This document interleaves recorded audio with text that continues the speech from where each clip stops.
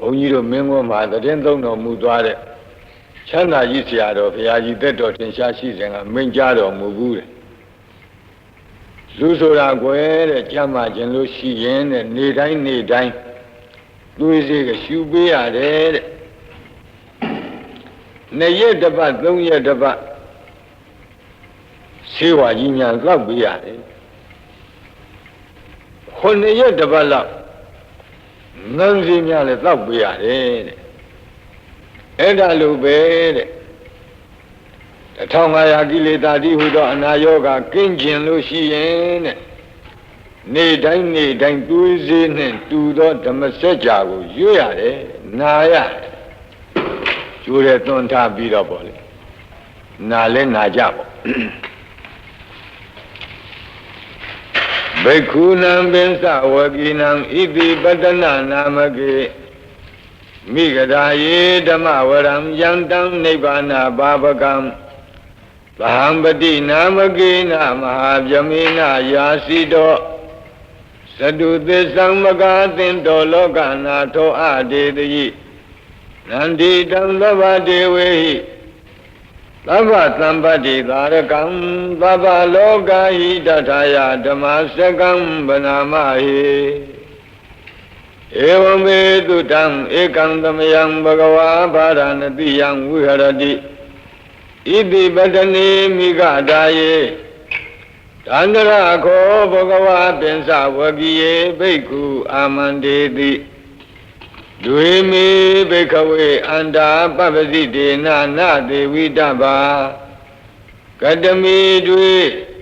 ယောဇာယံကာမေတုကာမတုခံလိကာနုယောကော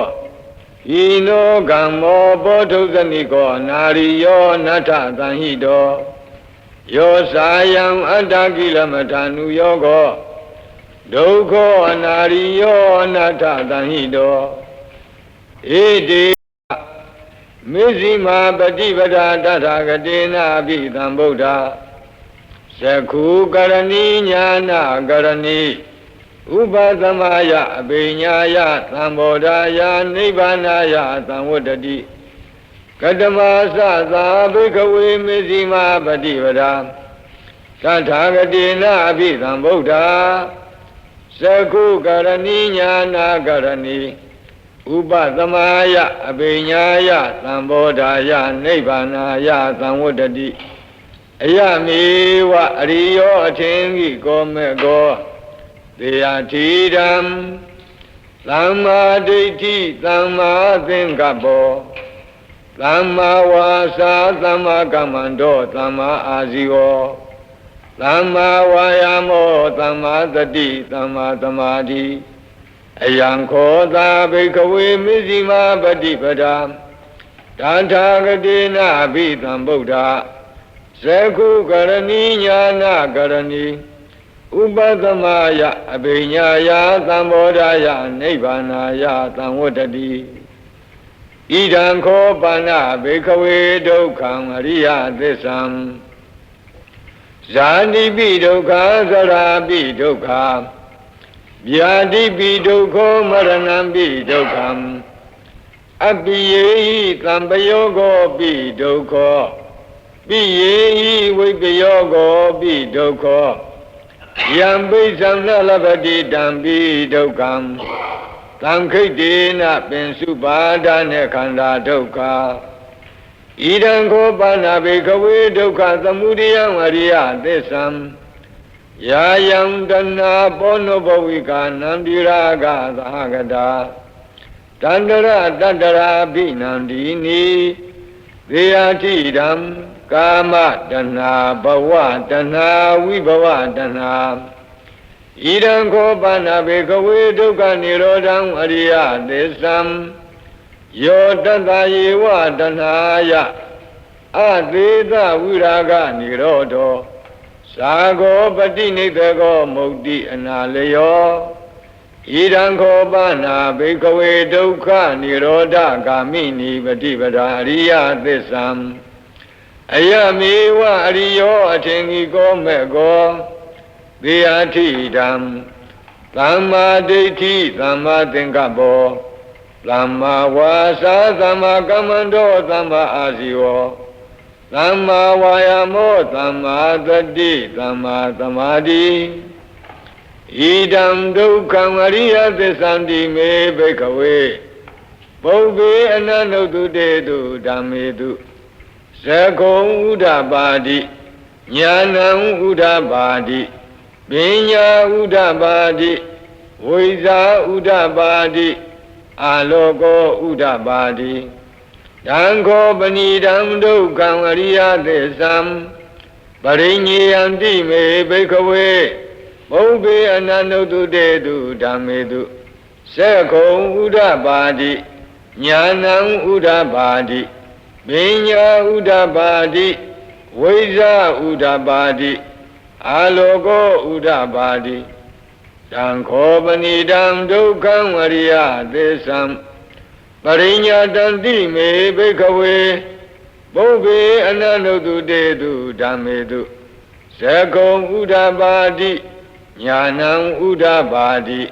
ပညာဥဒ္ဓပါတိဝိဇာဥဒ္ဓပါတိအာလောကောဥဒ္ဓပါတိဣဒံဒုက္ခသမုဒယံအရိယသစ္ဆန္တိမေဘိက္ခဝေပုဗ္ဗေအနန္တုတုတေတုဓမ္မေတုသကုံဥဒ္ဓပါတိညာဏံဥဒ္ဓပါတိပညာဥဒ္ဓပါတိ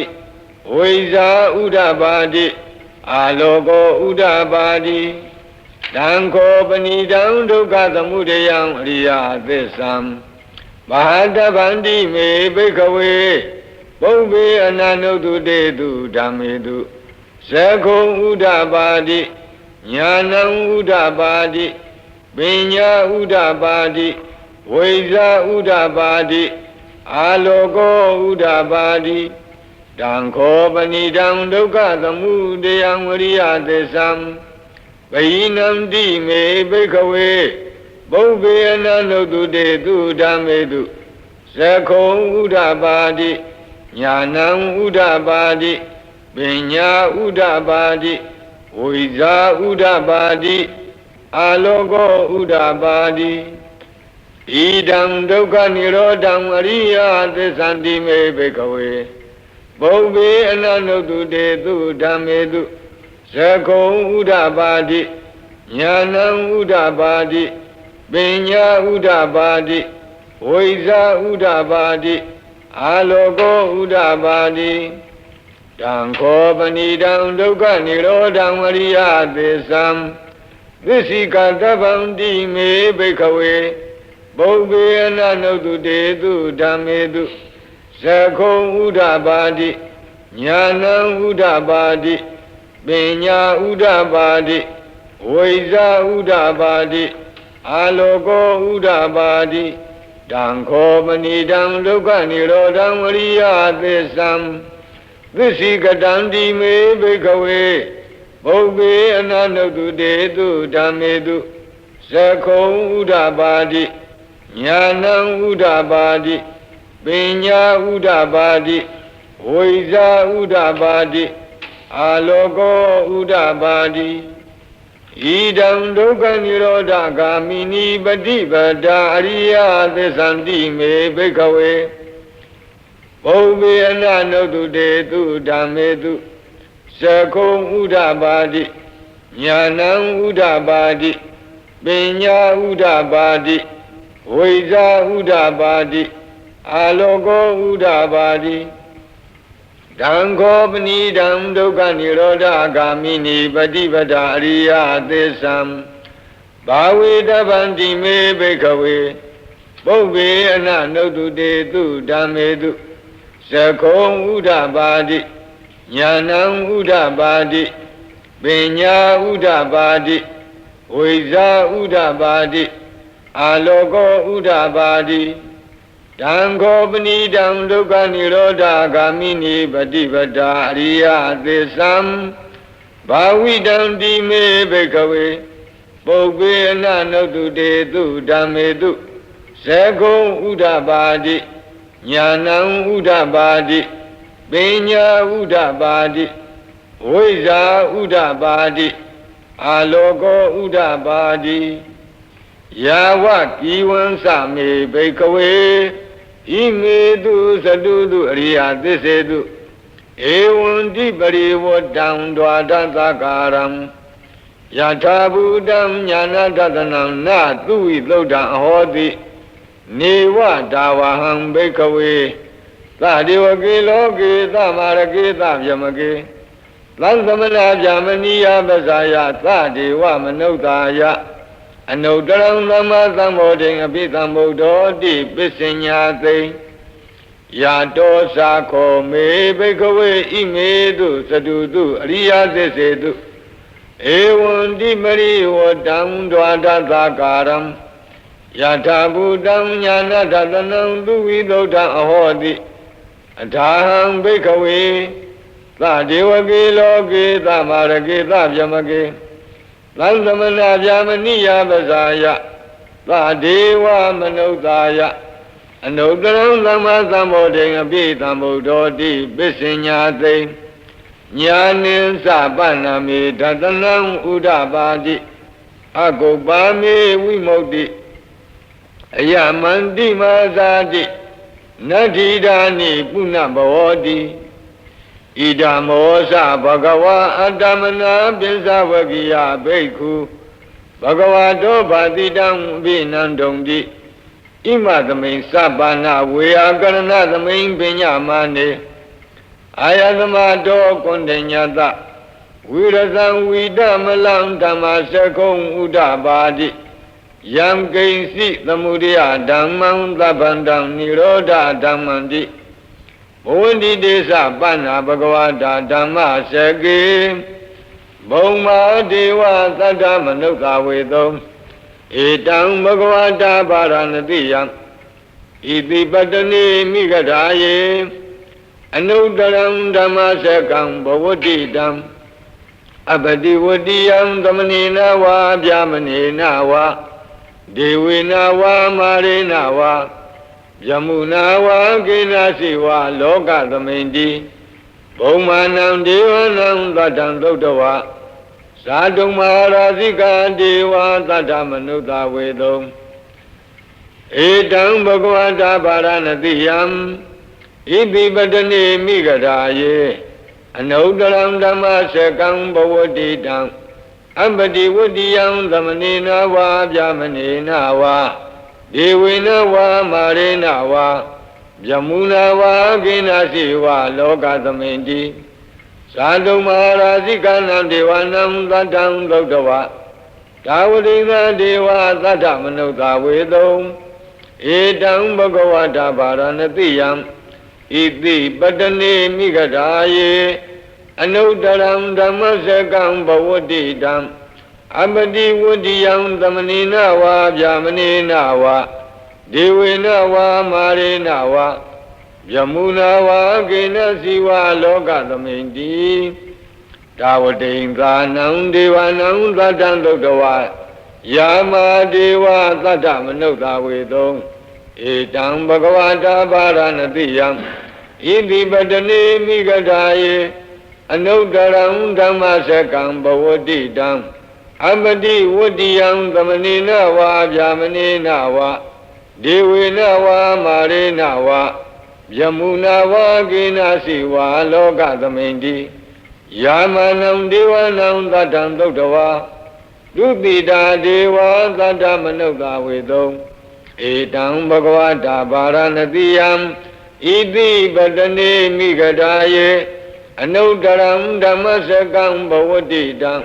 အပတိဝတ္တိယံသမဏေနဝါဗျာမနေနဝါဒေဝေနဝါမာရေနဝါယမုနာဝါကိနာစီဝါလောကသမိန်တိဒုတိတာနံဒေဝနံသတ္တံသုတ္တဝါနေမနာရတိဒေဝသတ္တမနုဿဝေတုံဧတံဘဂဝတာပါရဏတိယံဣတိပတ္တနေမိဂဓာယေအနုတ္တရံဓမ္မစကံဘဝတိတံအပတိဝတ္တိယံသမဏေနဝါဗျာမနေနဝါဒေဝေနဝါမာရေနဝါယမုနာဝါကိနာစီဝါလောကသမိန်တိနေမနာရတိနံဒေဝနံသတ္တံသုတ္တဝါပရဏိမိတဝသဝတိဒေဝသတ္တမနုဿဝေတုံ Edam Bhagavata Varanatiyam Iti Patane Migadaye Anudaram Dhammasekam Bhavadidam Amadi Vadiyam Dhamanena Va Vyamanena Va Devena Va Marena Va Vyamuna Va Kenasi Va Loka Dhamindi Paranimita Vada Vadinam Divanam Radhan Dogdava Yama Kayika Deva Tata Manukta Vedam Edam Bhagavata Varanatiyam Iti Patane Migadaye Anudaram Dhammasekam Bhavadidam Abadi Vadiyam Dhamanena Va Vyamanena Va Devena Va Marena Va Vyamuna Va Kenasi Va Loka Dhamindi Idiha Dena Kanena Dena Layena Dena Muhdena Yava Vyamaloka Tato Abhokisati Ayinsa Dhanadati Loka Dhatu Thankampi Thampakampi Thampavedi Abhamano Saularo Obado Loke Padurahodi Adekama Devanam Devanubhavanti Athako Bhagava Imam Udanam Udanedi Inyati Vadabo Kuninyo Inyati Vadabo Kuninyo Di Idi Hidam Ayatamado Inyat Ayatamado Kuninyata Inyati Kuninyo Dwewa Nama Hodi Athako Ayatama Inyati Kuninyo Deita Dhammo Pada Dhammo Vidita Dhammo Pariyogala Dhammo Dena Visikeso Vigata Gatangato Vedarisa Panto Abra Bisayo Tatu Tarani Bhagavandam Eda Rosa Labiya Mandi Bhagavato Tandike Papisam Labiyam Upasamadam Di Ehi Bhekudi Bhagava Osa Vakado Dhammo Sarabhyama Sariyam Thamma Dukkasa Andagiriya Yadi Savatata Ayatamado Upasamada Ahodidi Masaka Bodhana Dhammamingala Thaya Orakadu Dhammasekam Bodhidva Atamliyam Hi Bonname Nagare Varanatiyam Iti Bata Hwayevane Papitavadi Phalam Nidhanukamena Dedayi Yantam Bekata Bin Samyam Vidaudatam Namamahe Vidaudatam Banamahe Evamedudam Ekandamayam Bhagava Varanatiyam Viharati Iti Patane Migadaye Dandara Ko Bhagava Besavakiye Beku Amandedi Bekavodi Badandi Di Beku Bhagavato Pesanto Tung Bhagava Itarosa Rupam Bekave Nada Rupin Sahidam Bekave Atta Abhaveda Nayidam Rupam Abadaya Tamvadeya Labita Sarupe Evame Rupam Hodu Evame Rupam Mahodidi Yadama Sako Bekave Rupam Anada Tatama Rupam Avadaya Samudadi Nasa Labadi Rupe Evame Rupam Hodu Evame Rupam Mahodidi Vedana Nada Vedana Sahidam Bekave Atta Abhaveda Nayidam Vedana Avadaya Samudaya Labita Sa Vedanaya Evame Vedana Hodu Evame Vedana Mahodidi Yadama Sako Bekave Vedana Nada Tatama Vedana Avadaya Tamudadi Nasa Labadi Vedanaya Evame Vedana Hodu Evame Vedana Mahodidi Dinya Nada Dinya Sahidam Bekave Atta Abhaveda Nayidam Dinya Avadaya Tamvadeya Labita Sa Dinyaya Evame Dinya Hodu ဧဝံမေတင်ညာမဟောတိတိယသမသကောဘိခဝေတင်ညာအနတ္တတသမတင်ညာအဘာဒာယသံဝတ္တတိနသလပတိတင်ညာယဧဝံမေတင်ညာဟောတုဧဝံမေတင်ညာမဟောတိတိသင်္ခါရအနတ္တသင်္ခါရသဟိတံဘိခဝေအတ္တအဘဝိတံတုနယိမေသင်္ခါရအဘာဒာယသံဝတ္တေယံလမေထသသင်္ခါရေတုဧဝမေသင်္ခါရဝန္တုဧဝမေသင်္ခါရမအဟိတုံတိယလမသကောဘိကဝေသင်္ခါရအနတ္တတသမသင်္ခါရအာဘာဒာယသံဝတ္တံတိနသလပတိသင်္ခါရေတုဧဝမေသင်္ခါရဝန္တုဧဝမေသင်္ခါရမအဟိတုံတိဝိညာဏံအနတ္တဝိညာဏင်သဟိတံဘိကဝေအတ္တအဘဝိတနာယိတံဝိညာဏံအာဘာဒာယသံဝတ္တေယလဗေဒသဝိညာဏေဧဝံမေဝိညာဏံဟောတုဧဝံမေဝိညာဏံမာဟောတိတိယသမသခောဘိကဝေဝိညာဏံအနတ္တတသမဝိညာဏံအာဘာဒာယသံဝတ္တတိ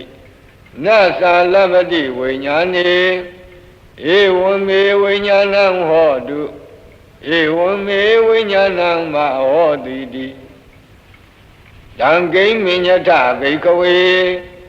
ရူပံနိစ္စံဝါအနိစ္စံဝါတိအနိစ္စံဗန္တိယမနာနိစ္စံဒုက္ခံဝါတံဒုက္ခံဝါတိဒုက္ခံဗန္တိယမနာနိစ္စံဒုက္ခံဝိပရိနာမဓမ္မံကံလနုတံသမနုပတိတောဧဓမ္မမဧသောဟမသမိဧသောမေအတ္တာတိနောဟိတံဗန္တိဝေဒနာနိစ္စဝါအနိစ္စဝါတိအနိစ္စဗန္တိယမနာနိစ္စံဒုက္ခံဝါတံဒုက္ခံဝါတိဒုက္ခံဗန္တိယမနာနိစ္စံဒုက္ခံဝိပရိနာမဓမ္မံကံလနုတံသမနုပတိတောဧဓမ္မမဧသောအမသမိဧသောမေအတ္တာတိနောဟိတံဗန္တိပညာနိစ္စဝါအနိစ္စဝါတိအနိစ္စံဗန္တိယမနာနိစ္စံဒုက္ခံဝါတံဒုက္ခံဝါတိဒုက္ခံဗန္တိယမနာနိစ္စံဒုက္ခံဝိပရိနာမဓမ္မံကံလနုတံသမနုပတိတောဧတံမမဧသောအမသမိဧသောမေအတ္တတိနောဟိတံဗန္တိသင်္ခါရနိစ္စဝါအနိစ္စဝါတိအနိစ္စံဗန္တိယမနာနိစ္စံဒုက္ခံဝါတံဒုက္ခံဝါတိဒုက္ခံဗန္တိယမနာနိစ္စံဒုက္ခံဝိပရိနာမဓမ္မံကံလနုတံသမနုပတိတောဧဓမ္မမဧသောအမသမိဧသောမေအတ္တာတိနောဟိတံဗန္တိဝိညာဏံနိစ္စဝါအနိစ္စဝါတိအနိစ္စံဗန္တိယမနာနိစ္စံဒုက္ခံဝါတံဒုက္ခံဝါတိဒုက္ခံဗန္တိယမနာနိစ္စံဒုက္ခံဝိပရိနာမဓမ္မံကံလနုတံသမနုပတိတောဧတံမမဧသောအမသမိဧသောမေအတ္တာတိနောဟိတံဗန္တိသတ္တမတိဟဘိကဝေယံဂိဉ္စီရူပံအတ္တိဒါနာဂတပိစုပန္နံဣဇတံဝါဗဟိတာဝါဩလာရိကံဝါဒုက္ခမံဝါဟိနံဝါပဏိတံဝါယံဒုရေတန္တိကေဝါသဗ္ဗံရူပံနေတံမမနေသောအမသမိနာမေသောအတ္တာတိဧဝမေတံယထာဘူတံသမပညာယတထဗံယာကာစီဝေဒနာအတ္တိဒါနာဂတပိစုပန္နာဣဇတံဝါဗဟိတာဝါ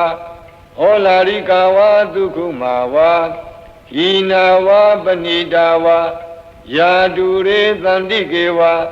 သဗ္ဗဝေဒနာနေဓမ္မမနေသောအမသမိနာမေသောအတ္တာတိဧ ဧဝမေတံယထာဘူတံသမ္မပညာယတထာဗံယာကာစီပညာအဋ္ဌိဒါနာဂတပိစုပ္ပန္နာဣဇတံဝါဗဟိတာဝါဩလာရိကာဝါဒုက္ခမာဝါဟိနာဝါပဏိတာဝါယာတုရေသန္တိကေဝါသဗ္ဗတင်ညာနေတံမမနေသောအမတမိနမေသောအတ္တတိဧဝမေတံယထာဘူတံသမ္မပညာယတထဗံယေကေစီသင်္ခါရတိတနာဂတပိစုပ္ပန္နာဣဇတံဝါဗဟိတာဝါဩလာရိကာဝါဒုက္ခမာဝါဟိနာဝါပဏိတာဝါယေတုရေတန္တိကေဝါသဗ္ဗေသင်္ခါရနေဓမ္မမနေသောအမတမိနမေသောအတ္တတိဧဝမေတံယထာဘူတံသမ္မပညာယတထဗံယံကိဉ္စီဝိညာဏံအတ္တိဒါနာဂတပိစုပ္ပန္နံဣဇတံဝါဗဟိတာဝါဩလာရိကံဝါဒုက္ခမံဝါဟိနံဝါပဏိတံဝါယံတုရေတန္တိကေဝါသဗ္ဗံဝိညာဏံနေတံမမနေသောအမတမိနမေသောအတ္တတိဧဝမေတံယထာဘူတံသမ္မပညာယတထဗံဧဝံပတ္တံဘိကဝေသုတဝါရိယသာဝကောရူပသမိန်ပိနိဗ္ဗိနတိဝေဒနာယပိနိဗ္ဗိနတိပညာယပိနိဗ္ဗိနတိသင်္ခါရေသူပိနိဗ္ဗိနတိဝိညာဏသမိန်ပိနိဗ္ဗိနတိနိဗ္ဗိန္ဒံဝိရဇတိဝိရာဂဝိမုစ္စတိဝိမု tta သမိန်ဝိမု tta မိတိညာဏံဟောတိခိနာဇာတိဝုတိတံဗြဟ္မစရိယံကတံကရဏီယံနာပရံဣဋ္ဌတယာတိပဇာနာတိတိဣဒံမောစဘဂဝါအတ္တမနာပိစဝကိယဘိက္ခုဘဂဝါတောပါတိတံအပိနန္တုံတိဣမသမိန်စပန္နာဝေယကရဏသမိန်ပညာမာနေပင်စဝကိယနံဘိက္ခုနံအနုပါဒာယအာသဝေဟိစိတ်တာနိဝိမုတ်စိန်သူတိ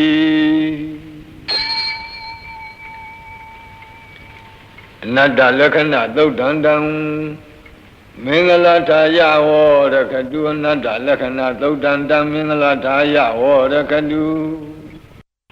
ဟိမဝန္တစရာကံတဝါကပိလံမိဝနေဝတံသုတုနာကပုရခါရောမုဂတိဇိထပုံနမေဟိမဝန္တစရာကံတဝါကပိလံမိဝနေဝတံသုတုနာကပုရခါရောမုဂတိဇိထပုံနမေဟိမဝန္တစရာရှိဆောင်းခါနွေမာစီအံဟိမဝန္တာဒေသစာရီကြွချီတော်မူရာမှအာဂန္တဝါဘိညင်းဇွမ်းဝေလမ်းမှပြန်တမ်းကြွချီတော်မူခဲ့၍ကပိလမိဝနေကပိလဝတုလသာစီမင်းနေကြီးဤအနိမဟာဝုံတော်ကြီးအတွန်း၌သုတုနာကပုရိခါတော်သာကီဝန်ဝဲနုငယ်ပြိုမြစ်အသင့်900ယဟန္တာတို့ဒါယာဝန်းယုံဒါယာရှစ်ဆုံးသံဃဘုံတို့ဝန်းချုံပတ်ချံယံအပ်သည်ဖြစ်၍ဝတံတော်တရားရွှေစီဆော်ယွန်းမြည်ဟုရွှင်ကြည်နှလုံးကရင်သုံးထိုင်နေတော်မူသောမြတ်စွာဘုရားသည်ဇိထပုံနမေဇိထနက္ခစံမြကြိုက်ကြုံနေယုံလာပြည့်နေ၌မုဂတိအရှိလောကဥဒီအချက်မှလာဝန်းတလတ်သည်ရှိတော်သကဝါလပရိစေတံဘူညာပထမဇာနိကံဒသသတ္တိပိဝါလကေနိသိနေနေမိတေထိတေသကဝါလပရိစေတံစัจ java လာတိုက်အနာယေကိုအပိုင်းအခြားပြု၍ဘူညာပထမဇာနိကံမြေအပြင်မှဝေဟင်မူယံပထမဇံဘုံတို့တိုင်ရောက်အောင်ဝါလကေသာမီပြတထောက်ဖြင့်ထိုးစွာလောက်ယုံသောအရ၌ ဒတာတတိပိအိဋ္ဌိပစိတ်တကုဟိဖြင့်တကြိတ်ကစနှစ်ကြိတ်သုံးကြိတ်လေးကြိတ်ငါးကြိတ်6ကြိတ်အစုသို့ကြအောင်နိသိဏီကလုံးငကားနာများမြမသူရာတို့ညီညာတပြေစည်းဝေးလက်သည်ရှိသောနေမိတေဗုဒ္ဓေနေမိတယုတ်ဘွားဖရာကိုတော်မြတ်သည်ခိတေသရဝါတို့နတ်မြမတို့ဇေယိုက်နှင့်အလိုက်ပင်လျော်စွာပြဿနာနဲ့လေးမေး၍တီလစဉ်ရာဂိနာတံပရိပါဇံဒောတိနိသဝိဝါရကံမဟာဗျူဟံတုမုံလာနံဝိတကနိသသုလကံတုဝတကံတုသတ္ဒါနံပုရာဘေဒင်သဗုဒ္ဓိနံဝတ္တုံဘိက္ခုနာမစိက္ခိသမယံနာမတတနာအာတံစီဝေရောက်လာထိုနတ်မြမပေါင်းတို့တွင်ရာဂိနံယာဂစရိုက်ပြောပွားနတ်မြမများတို့အားပရိပါဇံယာဂကင်းပြယဟန်မြဖြစ်ကြောင်းအကျင့်ကောင်းကိုစုပေါင်းဖော်ပြရာသမ္မာပရိပါဇနိယသုတ်ကိုဒေါတိနိသဒေါသစရိုက်ပြောများနတ်မြမအများတို့အားကဝိဝါဒကံကလဟဝိဝါဒစသည်8ပါးထိုတရားတို့ထင်ရှားဖြစ်ခြင်းအကြောင်းရင်းကိုလင်းလင်းဖော်ပြသည့်ကလဟဝိဝါဒသုတ်တံကိုမုံလာနံမောဟစရိုက်ပြောပွားနတ်မြမများတို့အားကမဟာဗျူဟံမိစ္ဆာယူဆွေးညီသူတို့ဝိညူပုဂ္ဂလသူထံမှလင်ရှုံချချီးမွမ်းရပုံလမ်းကိုခွဲချမ်းစိတ်ဖြာဖော်ပြရာဖြစ်သည့်မဟာဗျူဟသုတ်ကိုဝိတကာနန္တုဝိတစရိုက်ပြောများနာများနှင့်ဝိတစရိုက်ပြောပွားနာများနှင့်ပထမဇံဘုံကားမြမများတို့အားကဇူလကံဒိဋ္ဌိကြီးထူထိုးသူတို့အယူတစ်ခုအစွဲပြု၍သူအယူဟုတ်ငါယူဟုတ်ဟုပုခ္ခညင်ခုံဆွဲလန်းဘုံကိုလုံးစုံကြနာညွန်းဖော်ပြသည်သုလယူဟာသုတ်တံကိုသတ္တာနံတုတရာစီရိုက်ပြောများပြောပွားနတ်မြမများတို့အားကသူဝတ္တကံရဟတဖို့စိုက်ကပฏิပတ်ကိုဆက်ဆက်ဖော်ပြသည့်သူဝတ္တကအမိယာသောသုတ်တံကိုဗုဒ္ဓိနိသပညာစေပြောပွားနတ်မြမများတို့အားကပုရာဘေဒံခန္ဓာသွေဖီမသေးမီကသုံးလီသိက္ခာပြည့်စုံရာဟုကောင်းစွာဖော်ပြသည့်ပုရာဘေဒအမည်ရတဲ့သုတ်တံကိုဝတ္တုံစရိုက်6ပါးအလိုက်သင်အားဖြင့်ဟောကြားတော်မူအံသောအခါဘိက္ခုနံထိုမြများစွာစည်းဝေးလာသည့်မြမနှင့်နတ်ပရိသတ်ကိုတတ်တထင်ထင်မသိမြင်ကြသေးသောယဟန်တော်တို့အားသမယံကလုံးငကားနတ်များမြမသူရာအပေါင်းကိုတေတံထိုစည်းဝေးရောက်လာနတ်မြမတို့ဤစိတ်တကံလတာဇန္နနာထံဖယားမြတ်စွာတို့သူငါလျက်ပညာထွေပြကြပေစွာဟုအာရရှင်လန်းခံကြသောစိတ်ဖြစ်ရှိကြခြင်းအကျိုးငါ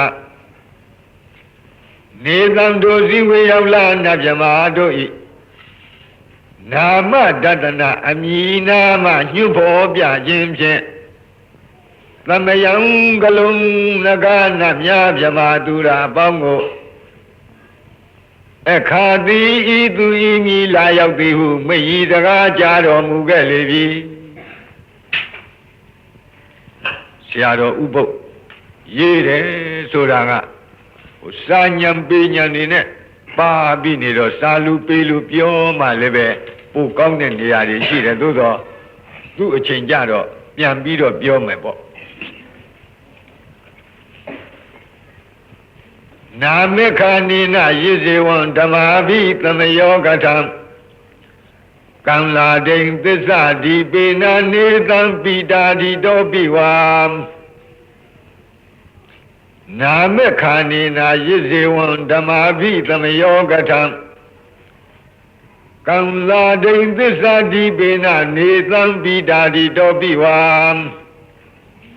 ရစ်စေဝံယတိဧဝံအကယ်၍တိယင်းသို့ဖြစ်သည်ရှိသောနာမေခာနေ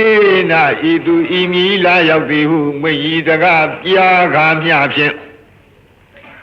ဓမ္မာဘိသမယောသစ္စာ၄ပါးတရားသိမြင်ကြွတံဝင်ញင်းသည်ကထံဟောတိဘယ်သို့ပဲပုံဖြစ်နိုင်တုံးလိမ့်နီဒါကစောရကများကမေးတဲ့အတန်နေတံစည်းဝေးရောက်လာထိုးနတ်မြမာတို့ဤကံလာဒိန်မျိုးမြည်ထွေပြဟောဖို့ကြားသဖြင့်အာရရှင်လန်းကြံခံသောစိတ်နုညံ့သောစိတ်နိဝရဏကင်းသောစိတ်တက်ကြွသောစိတ်ကြည်လင်သောစိတ်ဖြစ်ရှိကြသည်ကိုညတဝအာတိယနုတယအသာဓာရဏဉာဏ်မြင်ဖြင့်အကုန်အစင်သိမြင်တော်မူပြီး၍သစ္စာဒီပေနာသစ္စာ၄ချက်သစ္စာ၄ချက်16နဲ့ကိုပြည့်ပြည့်ထင်ရှားဟောဖို့ကြားခြင်းဖြင့်၎င်းသောရကပြုလုပ်တဲ့ပုဂ္ဂိုလ်များကမေးချင်တာကနမေဒီလျှောက်ပြောရင်ဘယ်နဲ့လုပ်ပြီးတော့သစ္စာ၄ပါးတရားသိမြင်ဘာသမီးကသုတ်မှာကြွတန်းဝင်မလဲလို့ဒီလိုမေးစရာရှိမေးပုံကိုလည်းပြောလိုက်အခုပြောတာကဖြေတာကနှစ်နည်းဖြေပါမင်းနဲ့ဘယ်နဲ့လုပ်ပြီးတော့နမေဒီလျှောက်ပြောတာနဲ့ဘယ်နဲ့လုပ်ပြီးတော့ဒီနတ်တွေမက်ဖို့ရမလဲလို့မေးတယ်ဒီတော့သရောဘုရားကြီးကအထကထာအတိုင်းသာထာရိပ်ပြီးဖြေပါအဲ့ဒီစည်းဝေးရောက်လာနတ်မြမာတို့ဤအမည်အမျိုးအစားတွေကိုပြောပြသဖြင့်အလွန်ရှင်လန်းဝမ်းမြောက်သောစိတ်ရှိနေကြတယ်အာရရှင်လန်းကြံခံသောစိတ်နူးညံ့သောစိတ်နိဝရဏကင်းတဲ့စိတ်တက်ကြွသောစိတ်ကြီးလင်သောစိတ်ဆိုတဲ့ကံလစိတ်တမုဒုစိတ်တဝိနိဝရဏစိတ်တဥဒကစိတ်တပတန္နစိတ်တဆိုတဲ့နိဝရဏ၅ချက်ကင်းနေတဲ့စိတ်အစဉ်ကိုဘုရားကိုယ်တော်မြတ်အာတရားနုတရားရွှေဉာဏ်တော်နဲ့မြင်ပြီးတော့သစ္စာ၄ပါးတရားဟောတော်မူတဲ့အတွက်ဓမ္မာဘိသမယလို့ခေါ်တဲ့ကျွတ်တောင်းဝင်ကြခြင်းပါလို့ပထမနည်းကဒီလိုဖြေပါဒုတိယနည်းဒါကိုပထမနည်းကနေတံတို့စည်းဝေရောက်လာနတ်မြမာတို့ဤကံသာရိမျိုးမြည်ထွေပြဟောဖို့ကြားခြင်းဖြင့်ဟောဖို့ကြားသဖြင့်အာရရှင်လန်းကြံခန့်သောစိတ်နုညံသောစိတ်နိဝရဏကင်းသောစိတ်တက်ကြွသောစိတ်ကြည်လင်သောစိတ်ဖြစ်ရှိကြသည်ကိုညတဝအာတရားနုတရားအသာဒါရဏညာမြင်ဖြင့်ဂုံစင်အောင်သိမြင်တော်မူလာ၍သစ္စာဒီပေနာသစ္စာ၄ချက်16နဲ့ကိုပြည့်ပြည့်ထင်ရှားဟောဖို့ကြားခြင်းဖြင့်၎င်းနောက်တနည်းကဝါတနည်းကနေတံထိုစည်းဝေးရောက်လာနတ်မြမာတို့ဤပိတာတိတောပိတိတရားပတ္တတိတရားဒုက္ခတရားသမာဓိတရားယထာဘူတဉာဏ်မမြင်ဝိရာဂဉာဏ်အမြင်ဝိမုဿနာဉာဏ်မြင်ဝိမု ක්ත ခေါ်တဲ့ဖူညာမြင်ဝိမု ක්ති ဉာဏဒသနာခေါ်တဲ့ပိဿောခဏဉာဏ်အမြင်တိုင်အောင်ဤအစဉ်သောဘောဓိပက္ခိယတရားတို့ထင်ရှားဖြစ်ခြင်းဖြင့်ဓမ္မာဘိသမယောသစ္စာ၄ပါးတရားသိမြင်ကြွတန်းဝင်နိုင်ခြင်းသည်ဟောတိဤသို့ဤပုံဖြစ်နိုင်တုံ၏လို့မွန်းနေရာကနေပြီးအမေရောဖြေရောဆိုတော့ဘုရားကြီးကရေးထည့်သွားပါအခုနည်းကဘာပြောသူတို့ရဲ့မျက်နှငယ်တွေရဲ့နာမည်တွေကိုထုတ်ပေါ်ပြောတဲ့အတွက်အင်မတန်အားရဝမ်းသာဖြစ်ကြတယ်ပီတိဖြစ်ကြတယ်ပီတိဖြစ်တော့ဘာပြုပီတိဖြစ်ရင်ကိုယ်နဲ့စိတ်ငြိမ်းချမ်းခြင်းပတ္တတိဖြစ်ကြရောပတ္တတိဖြစ်ရင်ကိုယ်စိတ်ဤချမ်းသာခြင်းဆိုတဲ့ဒုက္ခဖြစ်တယ်ထိုနတ်မြမာတွေရဲ့တန်တမ်းအဲ့ဒီလိုဒုက္ခဖြစ်ခြင်းကြောင့်စိတ်တည်ကြည်မှုခေါ်တဲ့သမာဓိဖြစ်တယ်အဲ့ဒီသမာဓိဖြစ်ခြင်းကြောင့်ယုတ်နံဓမ္မသင်္ခါရတို့ရဲ့အနိစ္စဒုက္ခအနတ္တသဘောကိုပေါ်ပေါ်မြင်တဲ့ယထာဘုဒ္ဓဉာဏ်ဖြစ်တယ်ယထာဘုဒ္ဓဉာဏ်ကြောင့် ယုံနာနဲ့ညီဝဲတဲ့နိဗ္ဗိဒာခေါ်သောအထက်ဝိပဿနာဉာဏ်တွေဖြစ်တယ်နိဗ္ဗိဒာခေါ်တဲ့အထက်ဝိပဿနာဉာဏ်တွေကြောင့်ဝိရာဂခေါ်သောမဲ့ဉာဏ်ဖြစ်တယ်မဲ့ဉာဏ်ပေါ်ခြင်းကြောင့်မဲ့ရဲ့အခြားမဲ့မှာဝိမု ക്ത ခေါ်သောဖူဉာဏ်ဖြစ်တယ်ဝိမု ക്ത ခေါ်သောဖူဉာဏ်ဖြစ်ခြင်းကြောင့်ဝိမု ക്തി ဉာဏဒသနာခေါ်တဲ့ပစ္စောကနာဉာဏ်တွေဖြစ်တယ်တဲ့ဤယခုပြောတဲ့ပီတိပတ္တိသမာဓိဒုက္ခယထာဘုဒ္ဓဉာဏ်ဝိရာဂဉာဏ်ဝိမု ക്ത ဉာဏ်ဝိမု ക്തി ဉာဏဒသနာဉာဏ်ဆိုတဲ့ဒီဉာဏ်စေတွေအစဉ်တိုင်းဖြစ်ခြင်းကြောင့်ဓမ္မာပိသမယကြီးဖြစ်ပါတယ်ဒါကိုနေတံတို့ဇီဝေရောက်လာတဲ့ဗြဟ္မာတို့ဤပိတာတိတောပိပိတိကသဝိမု ക്തി ဉာဏဒသနာတိုင်အောင်သောဘောဓိပက္ခိယတရားအစဉ်ကောင်းစွာလင်းလင်းထင်ထင်မြင်ခြင်းကြောင့်လေဓမ္မာပိသမယောသစ္စာ၄ပါးတရားသိမြင်ကြွတန်းဝင်ခြင်းသည်ဟောဒီဤနိဤပုံဖြစ်နိုင်တုံ၏တံသမဘိနဝထာနေတုမင်္ဂလံဝဒတံဣဒံဝတ္တဗံဝိစရံသောတုံဒေဝတန္တံဗနာမဘောတသမထိုတို့မဟာသမယသုတ်တော်ကိုကိုရောကြည်ပြူနာယူကျက်မှမြမနတ်တို့မပြတ်နေတဲ့ဝမ်းမြောက်ခြင်းဟူသောအကြောင်းကြောင့်အဘိနဝထာနေတုဂေဟပဝေဒနာစသည်စုစုအသစ်မှုကိုပြုလုံရာရာအရာဌာနတိုင်းတို့၌မင်္ဂလာမကောင်းပဲရှားစည်းဝါဖြစ်ကြောင်းကောင်းမှုမင်္ဂလာကိုဝဒတာဝဒံတေနပြီးပြင်းတွတ်တွတ်ရွတ်ဆိုတဲ့ပုဂ္ဂိုလ်သည်ဤတံသုတ်တံမြမတို့ရှင်းနေတဲ့အသည့်မဟာသမယသုတ်တော်မြတ်ကိုဝတ္တဗံပြီးပြင်းတွတ်တွတ်ရွတ်ဆိုသင့်ပေ၏ဤတံသုတ်တံမြမနတ်တို့လေးမြတ်ကိုရောဤမဟာသမယသုတ်တော်ကိုသောတုံသရာကြီးပြုနာယူခြင်းကဒေဝထက်ရရွနတ်မြမတို့သည်တံတံဌာနံထိုထိုဒိသာရှင်မျက်နာရတို့ဝိစရံတာကျင်လီလှိပတ်မပြတ်သွားလာလျက်ရှိကြကုန်၏ဘောဓတိသုံးမောသင်္ဃာတော်ပေါင်းအိုအရှင်ကောင်းတို့တံတသမထို့ကြောင့်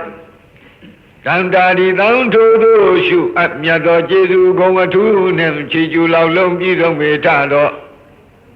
တံမဟာသမယသုတ်တံထိုမဟာသမယနာမတွင်ခေါ်နတ်တို့ချစ်နေတရားသည်သုတ်တော်ကိုဗနာမပြီးပြင်းပြတ်သာရွတ်ပွားသရစေကြပါကုန်စို့